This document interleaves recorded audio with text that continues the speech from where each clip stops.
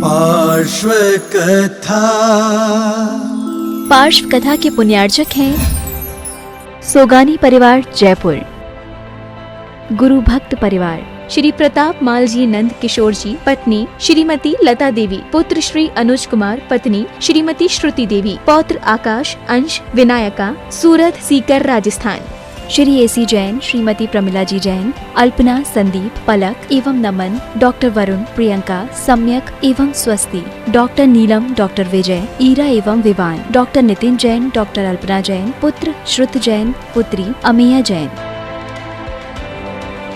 श्रीमती उषा जैन, श्री विमलेश जैन, पुत्र एवं पुत्रवधू श्री नितिन जैन, श्रीमती मेघना जैन, पौत्र एवं पौत्री आदित्य जैन, अनुष्का जैन, मार्सन्स परिवार आगरा, गगन, नीतू जैन, सिंगापुर, श्री वीरेंद्र कुमार जैन सीए, श्रीमती कमल नयनी जैन, दरियागंज, नई दिल्ली, पुत्र एवं पुत्रवधू आयुष, दीप्ति जैन, पौत्र देवयश जैन, पुत्री एवं दामाद श्रीमती अदिति, श्री संचित जैन, दोहित्र युगम एवं सर्वम जैन, लंदन, श्री मुकुल जैन, व्रती प्रतिभा जैन, श्रीमती निष्ठा जैन एवं जय कुमार शाह, अर्पित जैन, देहरादून, श्री सुशील कुमार जैन, धर्मपत्नी श्रीमती निर्मल जैन, पुत्र पुत्रवधू श्री मुनीश कुमार जैन, श्रीमती मेघा जैन, पुत्र पुत्रवधू श्री हर्ष कुमार जैन, श्रीमती सोनिका जैन, पौत्र समर्थ जैन एवं पार्थ जैन, पौत्री भव्या जैन, हिया जैन एवं Shri Jain. Firm Shri Arihant oil and general mills, Tehsil road, Jagraon, Ludhiana, Punjab. Shri Narendra Jain, कप्तान, धर्मपत्नी श्रीमती शील जैन, पुत्र व पुत्रवधू श्री संदीप जैन, श्रीमती सुनीता जैन, श्री अंकुर Jain,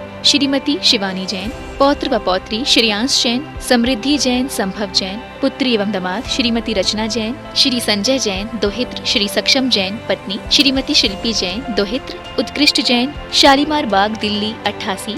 firm messrs high tone trading and manufacturing company, manufacturers and exporters of public address, amplifiers, speakers, microphone आदि। B3 B7 Mangolpuri industrial area, Delhi 83।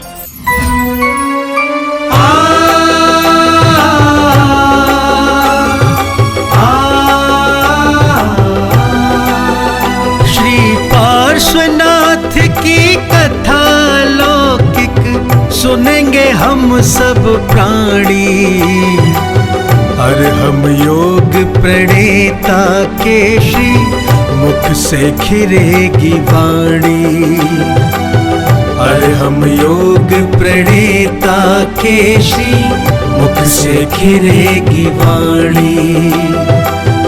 बाल ब्रह्मचारी बन जिसने वेश दिगंबर धारा, बाल ब्रह्मचारी बन जिसने वेश दिगंबर धारा, जिनके तप संयम के आगे दुष्ट कमठ भी हारा, ऐसी अद्भुत दिव्य कथा सुन अचरज में सब ज्ञानी, जिन वाणी चैनल पर फिर से सुनेंगे पार्श्व कहानी, और हम योग प्रणेता के श्री मुख से खिरेगी वाणी। श्री पार्श्वनाथ की कथा लौकिक सुनेंगे हम सब प्राणी, और हम योग प्रणेता के श्री मुख से खिरेगी वाणी, श्री मुख से खिरेगी वाणी। आओ श्रवण करें पार्श्व कथा।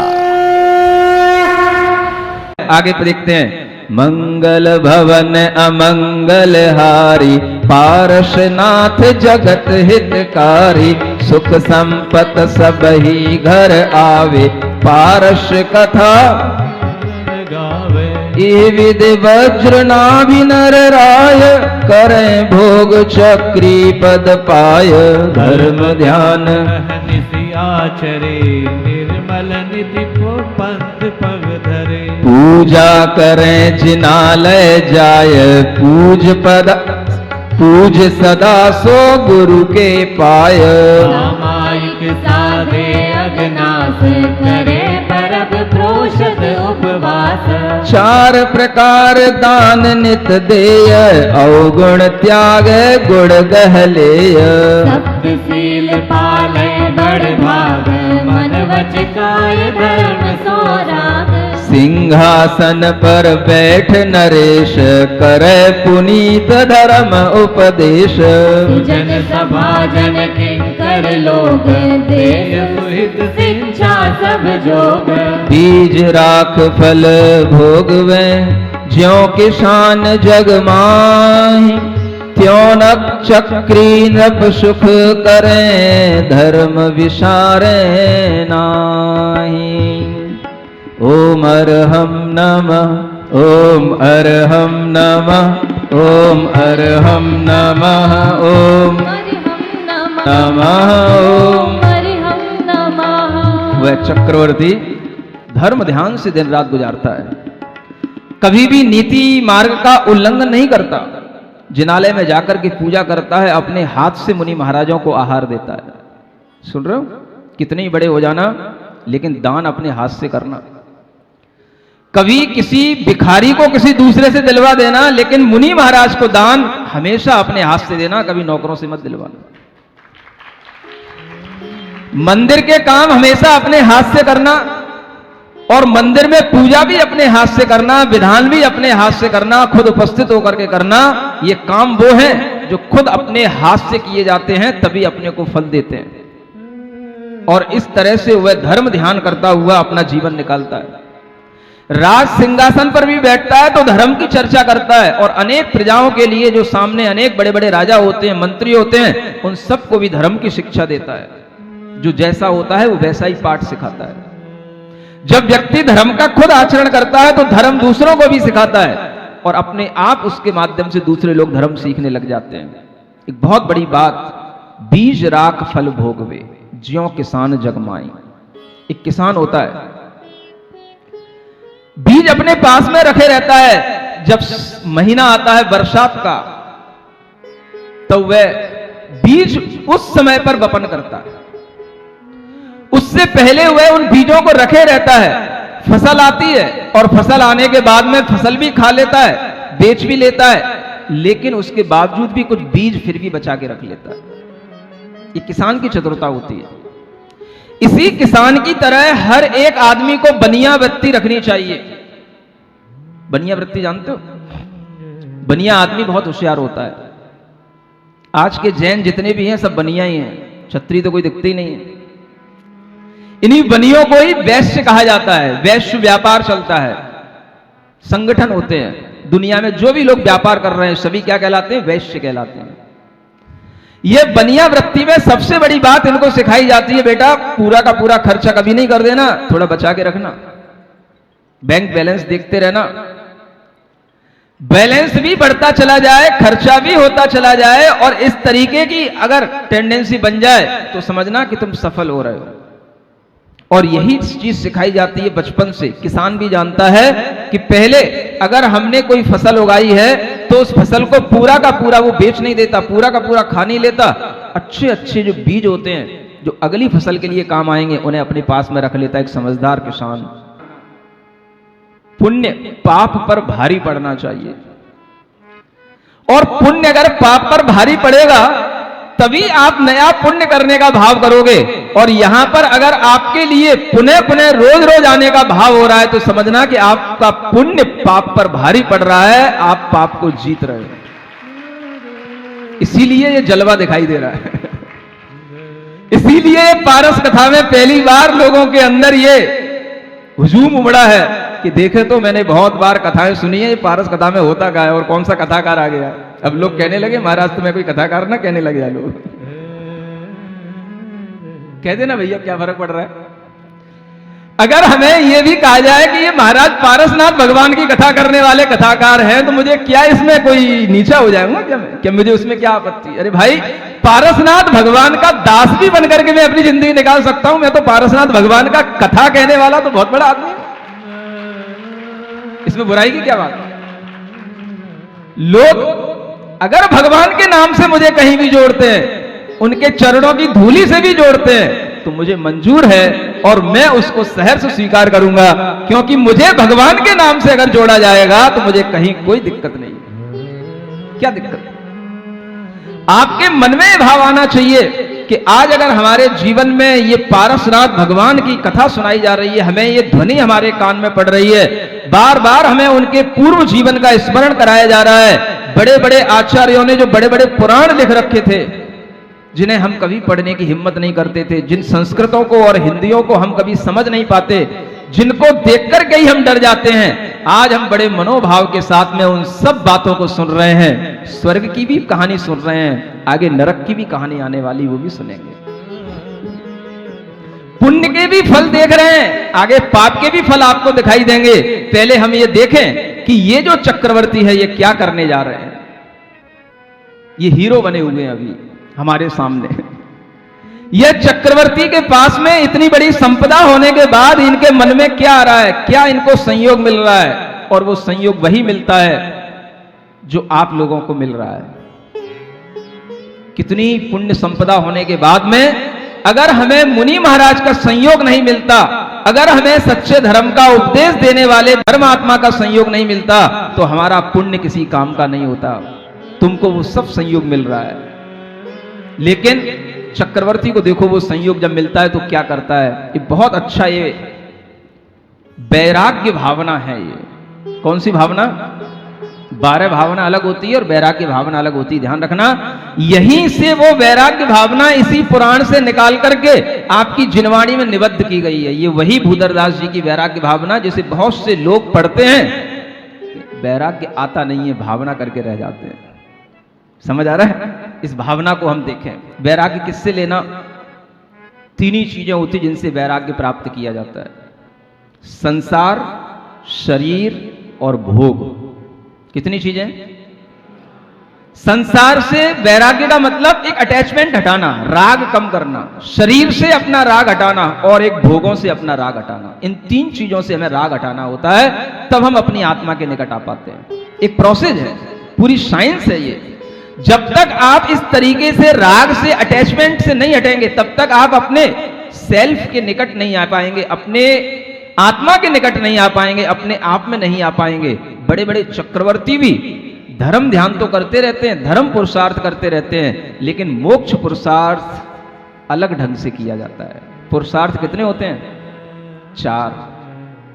शुरू में तो महाराज आपने 3 ही बताए थे, धर्म पुरुषार्थ, अर्थ पुरुषार्थ और काम पुरुषार्थ। 3 इसलिए बताए थे कि उस समय पर तुम्हारे काम के 3 ही थे, लेकिन जानकारी तो हमें सबकी रखनी ही चाहिए, कब किसके मन में क्या हो जाए, जीवन के अंत में भी क्या घटित हो जाए। तैयार रहना। सुना जा रहा है कि आचार्य महाराज के पास में भी आजकल वृद्धों को दीक्षा देने का एक कार्यक्रम चलने लगा है, और जो वृद्ध लोग यहाँ पर अपने जीवन में व्रती बन करके या किसी भी तरह से ये भावना करते रहे हों कि हमें अपना जीवन सुधारना है, हमें समाधि मरण करना है, तो वो आगे के लिए तैयार रहें। मुझे सुनने में आ रहा है कि कहीं आगे की 15 तारीख तक कुछ ऐसा कार्यक्रम हो सकता है जहां पर वृद्धों को भी क्षुल्लक दीक्षा दे करके उनको भी आत्म कल्याण के पथ पर लगाया जाएगा। कहोगे महाराज मैं तो अभी जवान ही हूं, आप तो वृद्धों की बातें कर रहे हो। आगरा के वृद्ध भी जवान ही दिखते हैं, कभी भी वो धोती कुर्ते में तो दिखते ही नहीं, पेंट शर्ट में ही दिखते हैं हमेशा। बाल तो कभी किसी के यहां पर सफेद दिखाई देते ही नहीं, काले दिखेंगे। अगर कहीं कभार कोई भूल गए हो, टाइम ना मिला हो, डाई करने में कमी रह गई हो, तो थोड़े से लाल लाल से दिखने लग जाते हैं, सफेद तो कभी दिखाई देते ही नहीं। अब बताओ ऐसे लोगों का कल्याण कैसे होगा? हो सकता है शायद ये कुछ 12 भावना, वैराग्य भावना पढ़ने से कुछ भाव आ जाए। पढ़ते हैं, बहुत अच्छा भाव है, आप सबको मन लगा करके इसको पढ़ना है। इह विधि राज करे नर नायक, भोगे पुण्य विशाल, सुख सागर में रमत निरंतर, जात न जाने काल। एक दिना शुभ कर्म संजोगे, क्षेमंकर मुनि बंदे, देख श्री गुरु के पद पंकज, लोचन अली आनंदे। तीन प्रदक्षिण दे सिर नायो, करी पूजा थुति कीनी। साधु समीप विनय कर बैठो, पायन में दिठ दीनी। गुरु उपदेशो धर्म शिरोमणि, सुन राजा वैरागे। राज रमा वनिता दिक जे रस, तेरस बेरस लागे। मुनि सूरज कथनी किरणावल, लगत भरम बुद्धि भागी। भव तन भोग स्वरूप विचारे, परम धर्म अनुरागी। राजा का एक संयोग बना, अपने पुण्य से सुख सागर में रमण करता हुआ उसी में रमा हुआ, उसका बहुत जीवन व्यतीत हो गया। एक बार पुण्य संयोग बना, बहुत वर्ष बाद बनता है पुण्य संयोग। जैसे 50 वर्ष बाद तुम्हें ये चातुर्मास आचार्य महाराज की कृपा से मिला है, ऐसे ही बहुत वर्ष बाद ऐसे संयोग बनते हैं। एक बार संयोग बना, उन्होंने श्री गुरु क्षेमंकर नाम के मुनि महाराज देखे, और देख करके उनके अंदर ऐसे वंदना के भाव आए। उनके चरण कमलों को देख करके उनकी पूजा की, उनकी वंदना की, 3 प्रदक्षिणा दी, और उनके समीप में विनय करके बैठ गए, चरणों में दृष्टि रख करके बैठ गए। गुरु ने जब उनकी ओर देखा तो पता पड़ा कि ये कुछ सुनना चाहते हैं, कुछ अपने लिए उपदेश चाहते हैं।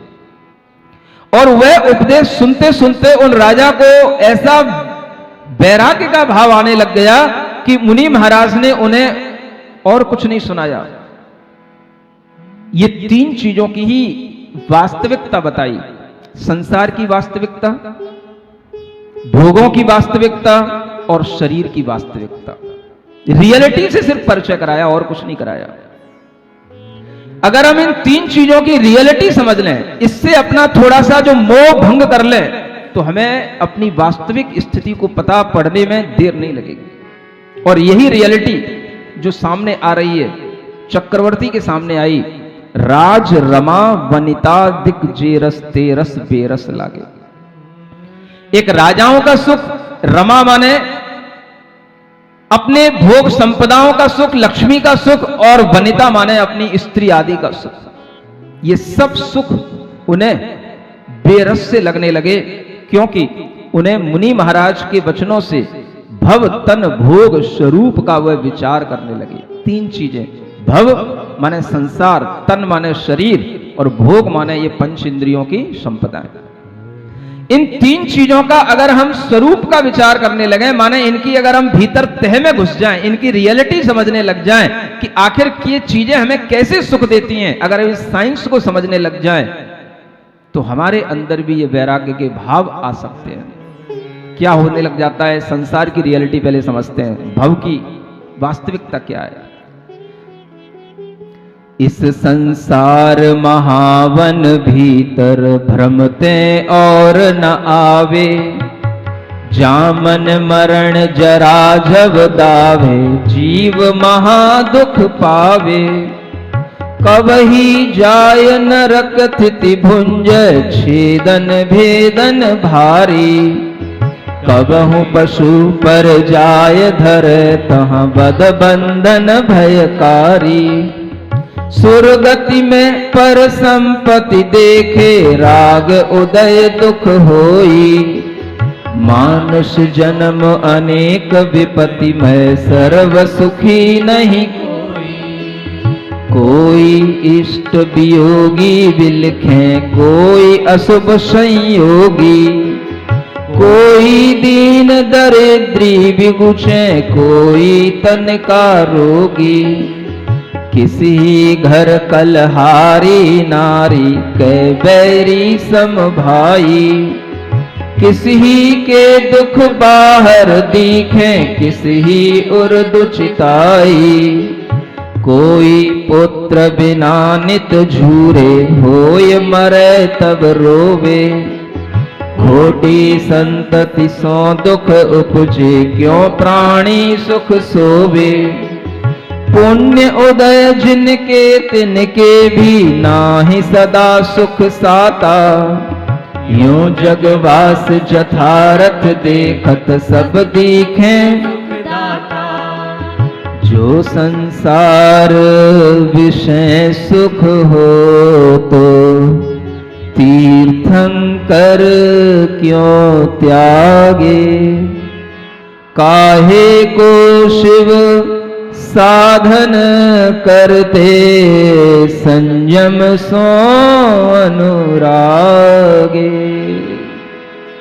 यह इस संसार की यथार्थ स्थिति है।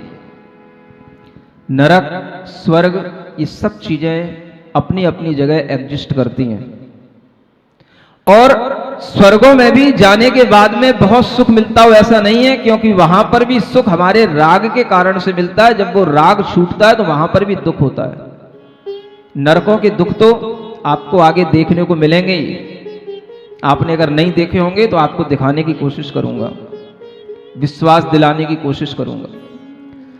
नरकों में तो सुख है ही नहीं, स्वर्गों में भी सुख दुख का कारण बन जाता है। तिर्यंचों के दुख तो अपने को स्पष्ट दिखाई ही देते हैं। रही बात मनुष्यों की, थोड़ी उसी की बात कर लेते हैं। कौन सा मनुष्य यहां किस बात को लेकर के सुखी रहता है? इस मनुष्य जन्म में अनेक विपत्तियां उसके सामने आती रहती हैं। पूर्ण रूप से सुखी कोई भी नहीं होता है। कोई इष्ट वियोगी बिलखे, अपने सगे संबंधी हो जाते हैं। वो जब कभी कोरोना की वेव्स आ जाती हैं, कोई भी दूसरे और मलेरिया, हैजा वगैरह अनेक तरीके की बीमारियां आ जाती हैं, अनेक प्रकार के रिश्तेदार उसमें, अनेक बंधुजन उसमें निपटते चले जाते हैं, बिलखते रह जाते हैं। इष्ट वियोगी बिलखे। किसी को अशुभ संयोग मिल जाते हैं, घर में कैसी स्त्री आ गई, कैसा बेटा जन्म ले लिया, किससे विवाह करा लिया, कैसे रिश्तेदार बन गए, कैसे ग्राहक बन गया, कैसा बिजनेस का पार्टनर बन गया। ऐसे अनेक अशुभ संयोग मिल जाते हैं जो जीवन में दुख देने के कारण बन जाते हैं, जिनसे निपटते निपटते पूरा जीवन निकल जाता है। कोई व्यक्ति जीवन पर्यंत तक दीन दरिद्री बने रह जाते हैं। कोई व्यक्ति शरीर के रोगी बन करके पूरा जीवन निकाल देते हैं। पता नहीं पड़ता कब किसके लिए कौन सी बीमारी आ जाए, कब पैरालिसिस हो जाए, कब कौन सी साइड पर अटैक आ जाए और हम अधमरे से बेड पे ही पड़े रह जाएं। सुनते हो कि नहीं? मुनि महाराज को वैराग्य कैसे बना रहता है, कैसे बढ़ता रहता है? कई लोग पूछ रहे थे, कल भी पूछ रहे थे, महाराज आपको वैराग्य कैसे हुआ? मैंने भाई ये मत पूछा करो वैराग्य कैसे हुआ, ये पूछा करो आपका वैराग्य बढ़ रहा है कि नहीं। समझ में आ रहा है? तो वैराग्य कैसे बढ़ता है? बस आप लोगों की ये दुर्दशाएं देखता रहता हूं, इसी से वैराग्य बढ़ता रहता हूं। समझ लेता हूं भैया बड़ा अच्छा किया मैंने जो समझ पे मुझे वैराग्य आ गया। समझ आ रहा है? मुझे पता है आपके चेहरे यहां पर हंसते हुए हैं, लेकिन यहां से निकलने के बाद आप अपनी नॉर्मल स्टेज में आ जाते हैं। आपके चेहरों की सारी मुस्कान चली जाती है, मुझे यह भी पता है। और यहां पर आपको हंसना पड़ रहा है या आप वास्तव में खुश हैं, मैं इस बात को भी और समझने की कोशिश कर रहा हूं। लेकिन जब मुझे यह देखने में आता है कि लगातार लोग घंटे भर से भी प्रसन्न मुद्रा में हैं, तो इसका मतलब है ये उनकी अंतरंग की खुशी है, ये उनके अंतरंग के भाव है। बनावटी होते तो 2-5 मिनट में ढीले पड़ जाते, लेकिन मैं सबके चेहरे देख रहा हूं, दूर दूर तक देख रहा हूं, पीछे तक भी मुझे दिखाई दे रहा है। ये ध्यान रखो, संसार में अगर व्यक्ति को आनंद आता है, सुख मिलता है, तो इसी तरह के धर्म लाभ से मिलता है। ये सुख तुम्हारा आत्मिक सुख है। अन्यथा संसार में जो लोग हैं इसी तरह के दुख में पड़े हुए हैं। किसी के दुख बाहर दिखाई दे जाते हैं, कोई रोगी के रूप में दिखाई दे जाता है, किसी के लिए कोई धन संपत्ति का अभाव हो जाता है तो बाहर से दिखाई दे जाता है, लेकिन कोई लोग भीतर ही भीतर मन ही मन में भी रोते रहते हैं। अनेक प्रकार के दुख मन में भरे रहते हैं। आप ऐसे भी लोगों को देखना कि जिनको कभी जीवन में हंसी नहीं आती। कोई जरूरी नहीं कि उनके अंदर कोई दुख हो, लेकिन कहीं ना कहीं हंसी नहीं आ रही है, तो हंसी क्यों नहीं आती? इतने गंभीर भी क्यों होते लोग? ऐसा भी कौन सा स्वभाव होता है? सुन रहे हो? ऐसे भी बहुत से बच्चे होते हैं, खुल के हंसते नहीं कभी। यह भी अपने आप में एक बड़ा रोग है, बड़ी बीमारी है, बड़ी दिक्कत है। इससे भी निकलना पड़ता है और ये निकलना चाहिए। अगर आप खुल करके हंसना जानते हो तो समझ लेना कि आप जिंदगी की हर समस्या का समाधान जानते हो। ये वो चीजें हैं जो हमारे जीवन में घुली होनी चाहिए, और इसलिए हर आदमी को कभी ना कभी हंसना चाहिए। अगर दूसरे के सामने हंसने में डर लगता है, अकेले कमरे में बैठ के हंस लेना चाहिए। अपनी पत्नी के सामने हंसने में डर लगता है तो अकेले में बैठ करके कभी हंस लेना। हाँ, डर की बात होती है। कभी लोगों को ये भी डर लगता है पत्नी के सामने हंसूंगा तो आज वो फिर सिर पे बैठ जाएगी, फिर कहेगी मुझे उस मॉल में ले चलो, उस होटल में ले चलो। तो कई लोग पत्नी के सामने हंसते नहीं, जानबूझ के नहीं हंसते, लेकिन उनका वो नेचर बन जाता है कि वह हंसना ही नहीं है, तो फिर उनके लिए दुखदाई हो जाता है। तो कहीं ना कहीं हंसना पड़ता है। और इसीलिए बहुत से लोग आजकल सुबह आ रहे हैं योगा में, और आज तो बड़े खिलखिला करके हंसे थे योगा में, आनंद ले रहे हैं। हर तरीके का आनंद लीजिए। आप अपने मन में यह भी विचार करते रहिए कि संसार में दुख ज्यादा है, सुख तो क्षणिक है, बहुत कम है, क्योंकि ये दुखमा काल ही है। कौन सा काल चल रहा है? दुखमा काल चल रहा है। सुख भी मिलता है तो बहुत दुख से मिलता है, बहुत परिश्रम करके, बहुत कष्ट सह करके तब कुछ सुख हाथ में आता है, और वो हाथ में आने के बाद क्षण भर में चला जाता है, क्योंकि अपना कोई ना कोई प्रतिद्वंदी अपने सामने खड़ा हो जाता है। सुख मिलने के क्षण में भी हमारे लिए वो सुख बहुत देर तक नहीं टिकता। आप कोई भी बिजनेस करें, बगल में आपके लिए दूसरा बिजनेसमैन एक और आकर के दुकान खोल के बैठ जाता है। समझ आ रहा है? और कई बार तो वो मार्केट ही बन जाती है कि भाई इसमें कपड़े की मार्केट है, ये सोने चांदी की मार्केट है, बर्तनों की मार्केट है।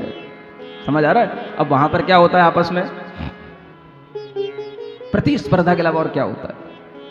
आप ये समझें कि ये सब हमारे लिए दुख की चीजें हैं, लेकिन उसमें भी भीतर से धर्म की बातें समझते रहें। संसार का स्वरूप जानने के बाद में थोड़ा सा शरीर का भी स्वरूप देखने की कोशिश करें। सुनोगे? भागोगे तो नहीं। सच्चाई से डरना नहीं, थोड़ा समझने की कोशिश करना, और मुंह भी बनाना नहीं, है ना? सब इसी सच्चाई में ही है जो यहां बताया जा रहा है। पढ़ते हैं। देह अपावन अथिर घिनावन, या में सार न कोई। सागर के जल सो शुचि कीजे, तो भी शुचि नहीं होई। सात कुधात मई मल मूरते, श्याम लपेटी सोहे। अंतर देखत या सम जग में, और अपावन को है। नवमल द्वार श्रवैनी शिवासर, नाम लिए घिन आवे। व्याधि उपाधि अनेक जहां तहां, कौन सुधी सुख पावे। पोखत तो दुख दोष करे सब, सोखत सुख उपजावे। दुर्जन देह स्वभाव बराबर, मूर्ख प्रीति बढ़ावे। राचन जोग स्वरूप नया को, विरचन जोग सही है। यह तन पाय महातप कीजे, या में सार यही है, या में सार यही है। क्या समझ में आ रहा है? शरीर की वास्तविकता क्या है? कितना ही छुपा लो, कितने ही अच्छे अच्छे कपड़े पहन लो, कितना ही मुंह पे रूमाल लगा लो, कितने ही मास्क लगा लो, कितने ही तुम अपने अपने ऊपर ऑर्नामेंट्स धारण कर लो, होना जाना क्या है? डॉक्टर के पास पहुंचते हो, सबरी आंतड़ियां बाहर निकाल करके, सबरे भीतर के ऑर्गन्स बाहर निकाल करके आपके सामने रख देता है, सबरे ऑपरेट कर देता है, और फिर खोल करके बंद करके ले जाता है। फिर आप ढाक करके फिर चले जाते हो वापस घर पे, फिर वैसी जिंदगी जीने लग जाते हो। क्या सुन रहे हो?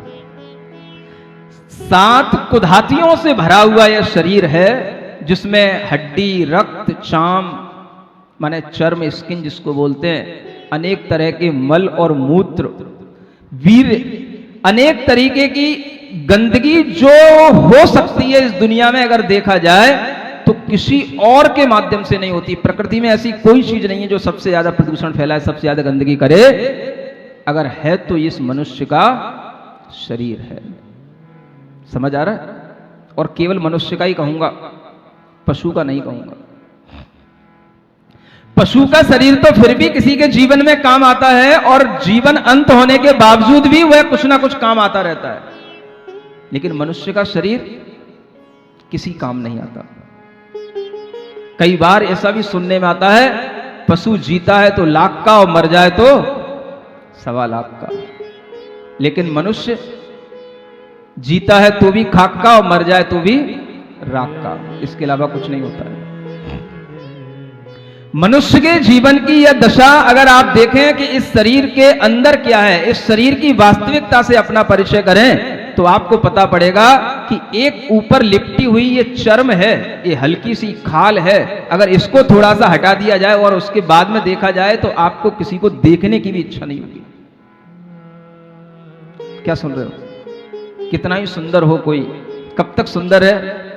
सिर्फ ऊपर एक स्किन है, मक्खी के पंखों के बराबर उसके बस उसकी मोटाई है, उस स्किन की चौड़ाई है, समझ आ रहा है? और बस वह हट गई तो उसके बाद में फिर आपको देखने को ही मन नहीं करेगा। इतना घिनावना यह शरीर है, और हमें इस शरीर के बल पर ही सारे के सारे सुख भोगते हैं। ये समझने की जरूरत है कि इस शरीर को जितना पोषण किया जाता है उतना ही ये हमें दुख देता है, और जितना इसके साथ में तप किया जाएगा, त्याग किया जाएगा, ये उतना हमें सुख देगा। क्योंकि दुर्जन देह स्वभाव बराबर मूरख प्रीति बढ़ावे, क्या कहा गया? दुष्ट को जितना ज्यादा पनाह दोगे, जितना ज्यादा उसको पोषण करोगे, वो उतना ज्यादा तुम्हारे सिर पर ऊपर बैठ करके तुम्हें दुख देगा। विवेक उसी को बोलते हैं, ज्ञानी पुरुष उसी को बोलते हैं, सम्यक ज्ञानी उसी को बोलते हैं जो शरीर को दुष्ट की तरह देखता हो, दुर्जन की तरह देखता हो। अगर हम इसको ज्यादा खिलाएंगे पिलाएंगे तो ये रोगी बनेगा, पुष्ट नहीं बनेगा। और अगर हम इसको थोड़ा सा तप त्याग करते रखेंगे तो ये हमारे अंडर में रहेगा, काम करता रहेगा, जैसा कहेंगे वैसा करता रहेगा। सुन रहे हो? क्या पता था कि महाराज हमारी आवाज सुन लेंगे, और ये पीछे गए कि भाई कॉफी नहीं बनाई, कॉफी नहीं बनाई, कॉफी नहीं बनाई। भाई भारी शौकीन है यार कॉफी के। तो पता पड़ता है कि आदमी को कहीं ना कहीं ये सब एडिक्शन है। किसी को चाय के हैं, किसी को कॉफी के हैं, किसी को रजनीगंधा पान मसाले के हैं, किसी को सिग्नेचर पान मसाले के हैं, किसी को और कोई ब्रांडी के हैं, सब है। लेकिन जब तक आदमी इन शौकों से अपने शरीर को चलाता रहता है, भरता रहता है, मन चाही इच्छा से अपनी पूर्ति करता रहता है, तब तक करता रहता है। और जब इसको एक बार रोग हो जाते हैं, जब डॉक्टर कह देता है अब तुम इनको छूना तो क्या देखना भी नहीं, तब ये तड़पता है।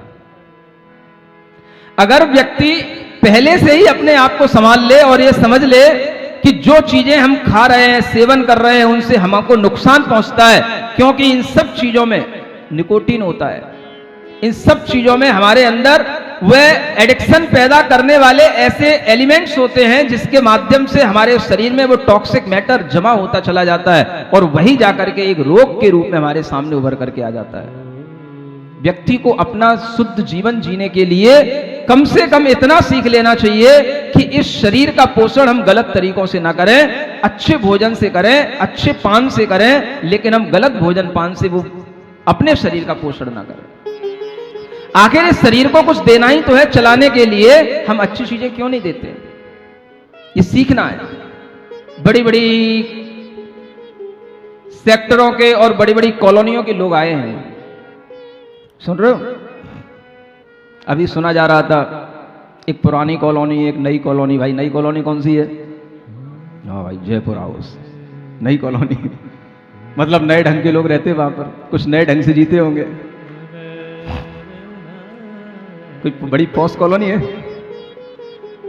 बड़ी। आपके अंदर अगर इस तरीके की भावनाएं भी आती हैं तो भी आप ध्यान रखें कि ये सब बातें बाहर बाहर की हैं, कहने के लिए, सुनने के लिए अच्छी लगती हैं, लेकिन वास्तविकता तो ये है अगर हम ढंग से जिएंगे तो ही अच्छा जीवन जी पाएंगे। हर व्यक्ति को ये अपने आप में सुधार लाने की कोशिश करना है कि हर व्यक्ति कम से कम अपने आप को उन चीजों से बचाए जो चीजें हमारे लिए कैंसर का कारण हैं, जो चीजें हमें एडिक्ट बनाए हुए हैं, उन चीजों से अपने आप को बचाने की कोशिश करें। सुन रहे हो? ये जितने बड़े बड़े लोग होते हैं उतने ही दिल के साफ होते हैं? बताओ तो, कह दो अच्छा साफ होते, मैं साफ ही मान लूंगा। कह दो महाराज मैं तो बिल्कुल दिल के साफ है हम लोग, बोल दो। कोई हमारे अंदर ऐब नहीं है, बोल दो। हमारे अंदर कोई भी मसाले के, ड्रिंकिंग के, स्मोकिंग के कोई ऐब नहीं है, बोल दो। बोल दो, हाथ उठा के बोल दो।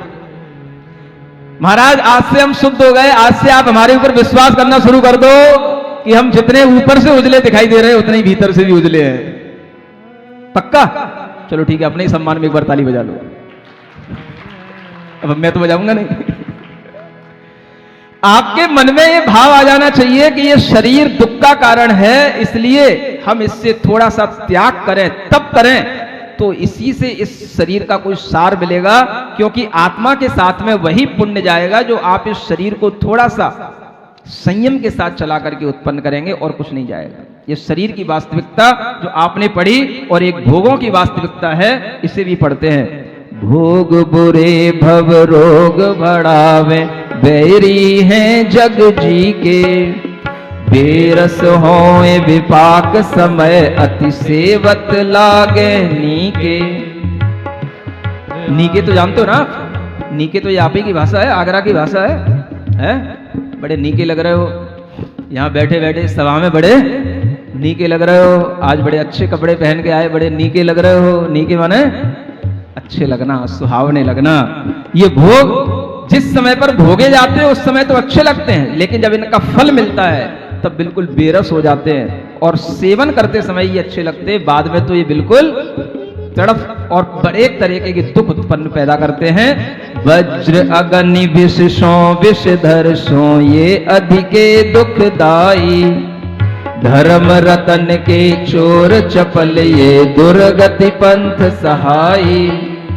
ज्यो ज्यो भोग संजोग मनोहर, मन वांछित जन पावे, तृष्णा नागिन त्यों त्यों डंके, लहर जहर की आवे। मोह उदय यह जीव अज्ञानी, भोग भले कर जाने, ज्यों कोई जन खाय धतूरो, सो सब कंचन माने। मैं चक्री पद पाय निरंतर, भोगे भोग घनेरे, तो भी तनिक भय नहीं पूर्ण, भोग मनोरथ मेरे। राज समाज महा अग कारण, वैर बढ़ावन हारा, वैश्या सम लक्ष्मी अति चंपल, को कौन पत्यारा। मोह महारिपु बैर विचार्यो, जग जिय संकट डाले। घर कारागृह बनिता बेड़ी, परिजन जन रखवाले। सम्यक दर्शन ज्ञान चरण तप, ये जिय के हितकारी। ये ही सार असार और सब यह चक्री धारी। छोड़े 14 रतन नवोनिधि, और छोड़े संग साथी। कोटि 18 घोड़े, छोड़े 84 लख हाथी। इत्यादिक संपत्ति बहु तेरी, जीर्ण दृढ़ थम त्यागी। नीति विचार नियोगी, सुत को राज दियो बड़ भागी। होय निशल्य अनेक नृपति, संग भूषण बसन उतारे। श्री गुरु चरण धरी, जिन मुद्रा पंच महाव्रत। धन यह समझ सुबुद्धि जगोत्तम, धन यह धीरज धारी। ऐसी संपत्ति छोर बसे वन, तिन पद धोक हमारी। परिग्रह पोटोतार सब, लीनो चारित पंथ। निज स्वभाव में थिर भये, वज्रनाभि निर्ग्रंथ। क्या हो गया?